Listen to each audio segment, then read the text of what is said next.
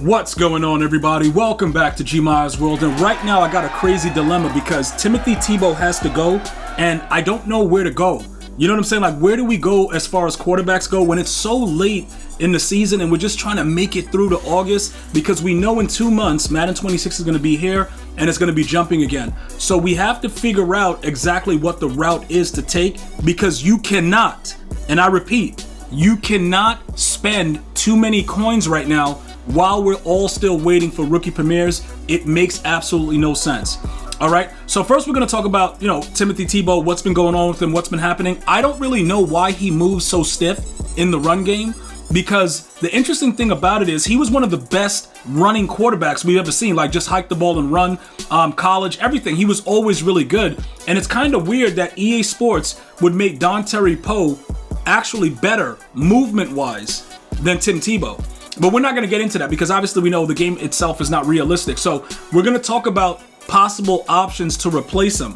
And we have to be very, very careful, because if you guys think that it's smart to spend coins, even if a card can possibly be good, over 2 million coins right now doesn't make any sense. So let me just show you what's going on, right?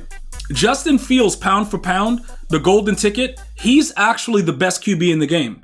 I'm going to explain to you guys why in a second, but his price range is too high because you can't get rid of him for this price. If I buy him right now for 2.25, I'm not getting 2 million coins back for him. Because by the time that this happens, EA is going to drop something else, or something's going to happen where they're just going to start giving the cards away and you're going to lose all your coins. And we all know that. We all deal with it with the way EA has been running the company for a while. We're pretty much used to it. So that's why it's 42 minutes left and nobody's biting, because they're like, yo, how can I get anything back on the return on this investment? Too late in the year. Not a lot you can do. So why is he the best? Let's talk about that.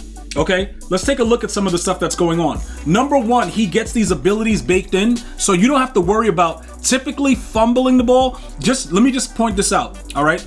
With an asterisk, everyone fumbles. Truz or no truz, angry, don't matter. Everybody fumbles. But this is going to be a little bit harder to make him fumble. So, and also it depends on the mode.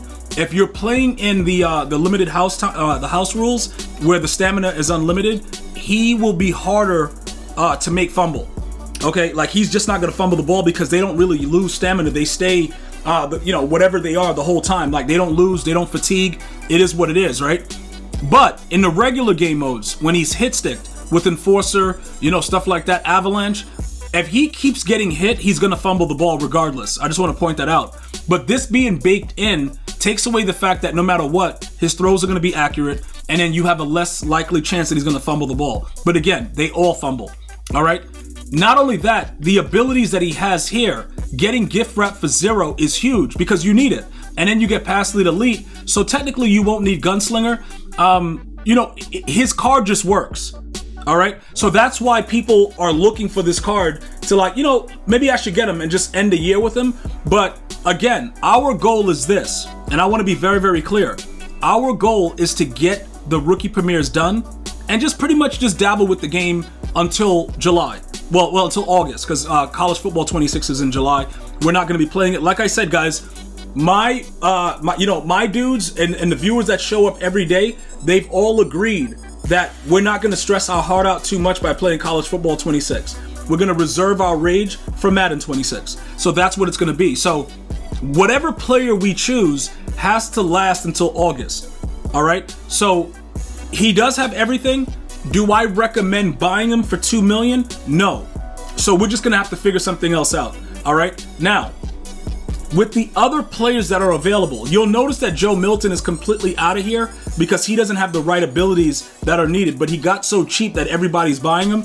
But he's not a good golden ticket when compared to the other players that get dots and angry runs and all that other stuff baked in. All right. Michael Vick, even being right-handed, doesn't matter because he can't spin. The game is designed for people that are so big, they can't fit through a double doorway. All right. My running back, when he walks past a McDonald's, they close the doors, all right? Because you got to be big to play on my squad. So that's the reason that Josh Allen is out, primarily.